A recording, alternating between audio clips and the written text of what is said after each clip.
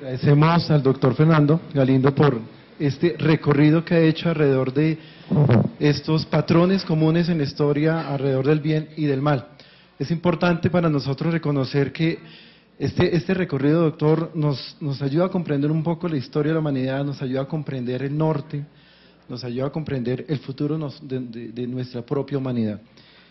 Hay una serie de preguntas que nosotros hemos querido compartir aquí con el doctor Fernando, y me disculpa, pues me salgo un poco del tema como tal, es ¿qué le llama a usted de manera personal invertir tiempo, invertir este ejercicio de indagar, de investigar acerca del bien y el mal, parte de su tiempo para presentarnos a nosotros de las ideas del bien y del mal? O sea, ¿qué lo motivó para llevar a hacer este ejercicio?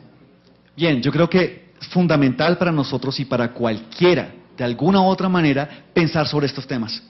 Si no pensamos acerca del bien y el mal y cómo ha cambiado a lo largo de los años y cuál es la complejidad en que nosotros vivimos ahora, en un mundo, en una aldea global donde se intercambian valores, donde enfrentamos otras culturas, es sencillamente, en últimas, el deber que tiene cualquier persona del siglo XXI. No podemos resguardarnos en nuestra habitación, escuchar música y hacernos totalmente los ciegos y los sordos frente a los problemas que está viviendo el mundo.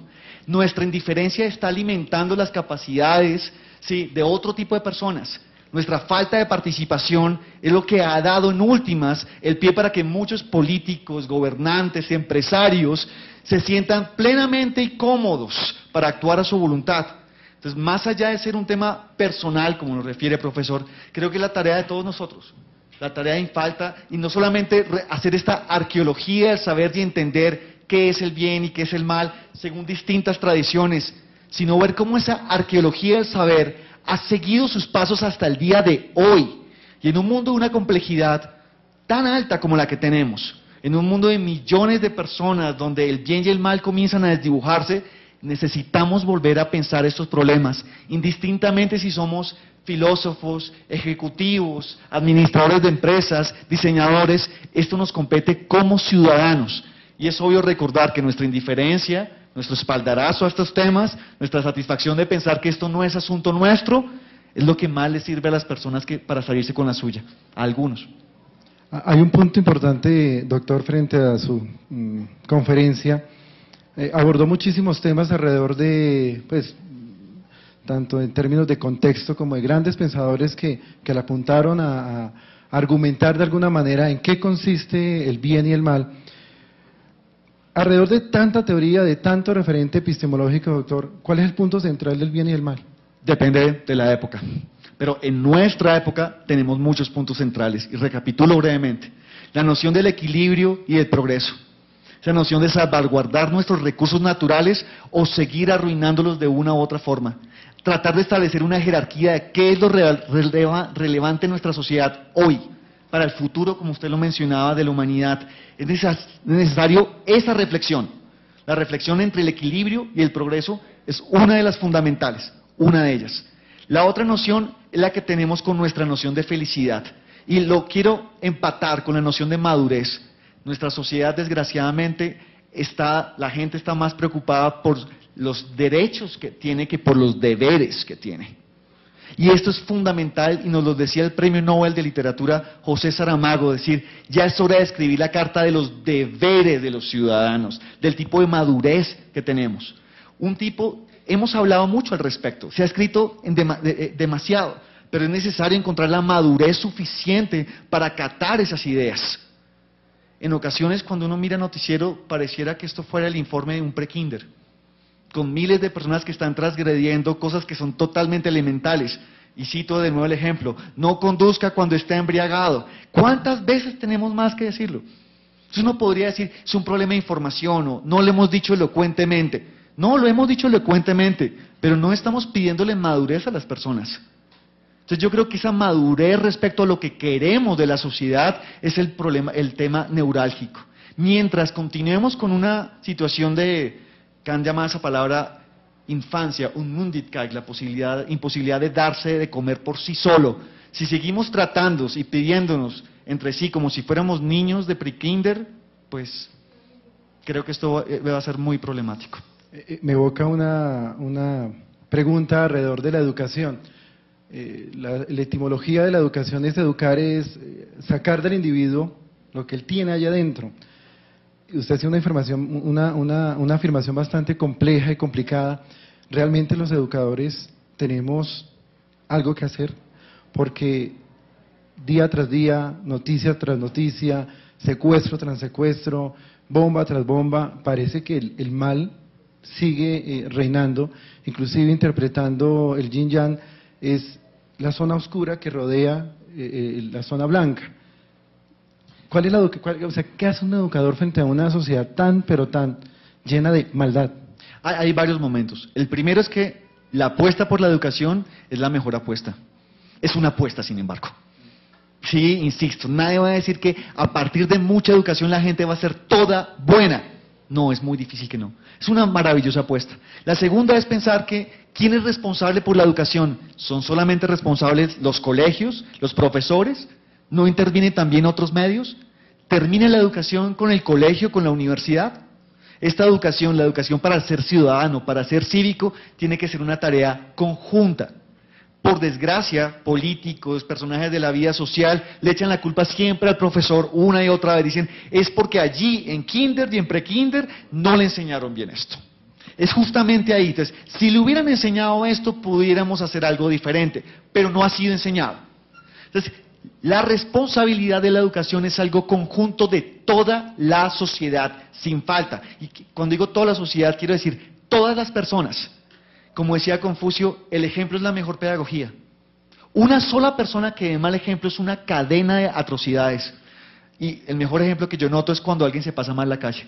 Hay 25 personas, todas a punto de pasar, y una sola se pasa mal la calle. De repente pareciera un efecto en cadena, los demás van uno detrás del otro y terminan todos pasándose. Y dice, increíble, se necesitaba a uno que diera ese paso para romperlo. Lo mismo ocurre con los movimientos de fanatismo, las personas que le lanzan piedras a las calles, a las ventanas después de un partido de fútbol. Todo comienza en un solo episodio. Le doy un ejemplo. 1 de mayo, año 2011. ¿Sí? La marcha de los trabajadores, la plaza de Bolívar, llena de gente, un momento de tensión fulminante. De repente llega un muchacho, se baja los pantalones, le muestra el trasero a la policía y el momento de tensión sube más. Un policía se sale del escuadrón del SMAT, abandona su escudo como de acrílico y le pega un puntapié en toda la cola. Y bienvenido al caos. Se comienzan a robar piedras de otro lado, comienzan a aparecer las tanquetas mandando una y otra vez. Una persona que no sabía que era alérgica a este tipo de sustancias que están echando, cae en el suelo y se descalabra. Y me dice, una sola persona con ese solo ejemplo. No solamente el muchacho que se bajó los pantalones, sí, sino el hombre del SMAT que no pudo resistirse y dijo, ya, le pego la patada y que se arme la de Troya. El valor del ejemplo aquí es fundamental, el valor del ejemplo del profesor, el valor del ejemplo de nosotros como estudiantes.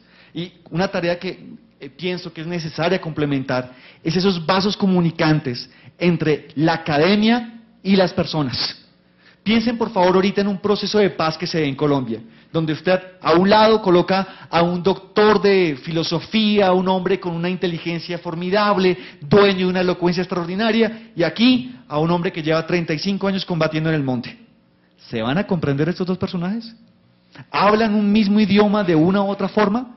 Es necesario consolidar esos vasos comunicantes entre las albaceas del conocimiento, las universidades y las personas civiles.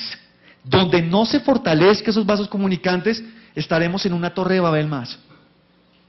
Vuelvo un poco a los ejemplos que usted daba en relación con falta un detonante para formar el caos. ¿Cuántos de nosotros, y genero también la reflexión, vemos la plaza con basura y no vamos a recoger un papel? O sea, una persona recoge el papel y queda anónima, queda sola, solitaria. Y ahí donde evoco un poco a Nietzsche en su exposición, cuando hablábamos de valentía. El hecho de que nosotros tengamos la capacidad de ser valientes en el mundo de cobardes, digamos de alguna manera. Y esto me lleva a preguntarle lo siguiente, evocando un poco la filosofía griega y que también la evoca Nietzsche, cómo jugar hoy con el cuento de Dionisio y Apolo, esas figuras del dios del vino y el dios de la virtud, y que de alguna manera Nietzsche evocaba que nos han desnaturalizado, la iglesia, el cristianismo, la doctrina, nos ha desnaturalizado y nos ha quitado pues la pasión, la sana diversión. Cuando nosotros estamos insertos en las circunstancias y no podemos manejar las circunstancias, igualmente evocando a Kant, ¿cómo manejar cuando las circunstancias están por encima de nuestra voluntad, por encima de nuestra valentía? Les voy a dar un ejemplo, hay muchos temas en su pregunta, les voy a coger nomás unos y voy a dejar los otros. ¿Sí? El primer ejemplo es Japón. Cuando uno dice, apenas haya un terremoto en cualquier lugar, lo primero que caen no son los edificios, son las constituciones. Eso es lo primero que se va al suelo en la mitad del caos. Sin embargo, uno mira a Japón y el caso de Japón después del tsunami, después de los terremotos, es sencillamente notable. Personas que respetaban la propiedad privada aún cuando les hacía falta lo básico. Personas que a partir de su propia ética podían llegar a confrontar este tipo de situaciones. Japón dio una muestra aquí maravillosa. En otras partes, incluso hubo programas al respecto donde decían, si hubiera ocurrido acá en Bogotá, hubiéramos sido tan correctos, tan dignos, tenemos una ética que puede llegar a encarar todo tipo de dificultades. Cuesta, desde luego, trabajo. Respecto a la valentía, desde luego, en estos partidos lo normal es la indiferencia, y la indiferencia no es valentía. Sí, lo normal es decir, sobre todo en la votación, cuando usted ejerce y participa cívicamente, cuando usted muestra preocupación por lo que es suyo, porque esto es suyo, es nuestro, de alguna u otra manera, en algunas veces va a encontrar una persona que están dando el mundial o están dando tal partido de fútbol, no salgo a votar. Sí, igual que puede hacer una persona puede hacer muchísimo. Sí, dando solamente ejemplo, y uno nota que esta lucha, porque desde luego hay una lucha entre este tipo de caos y las expectativas que tenemos. Queremos ver esas expectativas cercanas. Se necesita valentía, claro. Indiferencia es lo último. Y cuando ustedes notan personas de valentía que quieren dar empleo, este señor de Bancolombia, el ejemplo que les citaba, que saca la carta y se la envía a todos los empleados de Bancolombia diciendo, mire lo que está ocurriendo. Y le pide disculpas al presidente del Éxito diciendo, tenemos que seguir, no vamos a desfallecer en nuestro intento por una sociedad cívica, por unas personas correctas de alguna otra forma. Cualquiera podría decir, es mucho más fácil, menos dispendioso económicamente, gastar estos recursos. Y sin embargo, este presidente de Bancolombia dio un claro ejemplo al respecto. Por consiguiente, es claro, esa participación cívica, esa participación respecto del bien y el mal, necesita una valentía. Gasta recursos, gasta trabajo, pero es necesario, es nuestra tarea como ciudadanos. Hay un ejemplo simpaticísimo de Maquiavelo. Cuando invadieron Constantinopla en 1452, no hubo un ejército que contestara frente a los musulmanes. Y todas las personas ricas fueron donde el príncipe de Constantinopla y le entregaron las joyas y dijeron, mire, ayúdenos, haga algo. Y ya era muy tarde, ya decía, ¿para qué? Cuando usted tenía que preocuparse, no se preocupó. Va a llegar un momento en que por más que usted se preocupe, no va a servir. Ya la avanzada ha sido tan alta que no hay vuelta atrás. Piensen en ejemplos así, tenemos por millones. Por millones lo que está pasando con el alcohol, lo que está pasando con nuestra niñez, una y otra vez hasta donde uno dice, bueno, ¿cuánto tiempo vamos a dejar que esto pase antes de frenarlo, antes de hacer algo? Ya que es fundamental la valentía. Bueno, hay muchos temas, muchos problemas que abordar sobre el bien y el mal, pero no quiero terminar este conversatorio sobre el tema de la felicidad. No sé si al auditorio le quedó la inquietud acerca de si yo hago el bien, pero también me produce felicidad, pero hago el mal, pero también me produjo felicidad. O sea, ¿hay identidad entre el bien, felicidad, el mal, infelicidad? No. Sí, porque, de nuevo, nuestra noción de bien y mal es comunitaria, nuestra noción de felicidad es personal. Es muy probable que si nuestra noción de felicidad irrumpa con el bienestar comunitario, es muy probable. Es muy probable que una persona se sienta feliz subiendo el volumen, escuchando heavy metal en su habitación todo el tiempo. Que lo haga con audífonos, maravilloso, pero cuando se los quita, sí, ya irrumpe en el bien y el mal, en la ética como tal, en el civismo como tal, ese lugar. Le repito, nuestra noción de bien y mal es más o menos comunitaria. ¿Sí? Es de cuáles son los ejemplos que podemos llegar y conseguir para mejorar nuestra sociedad y cuáles son esos ejemplos que debemos desterrar porque siembran el caos. pero nuestra sensación de felicidad es algo personal. Hay gente que puede llegar a ser feliz cometiendo cosas malas socialmente, robando, violando y demás. Es justamente ese equilibrio donde como ciudadanos debe preponderar nuestra noción del bien y el mal.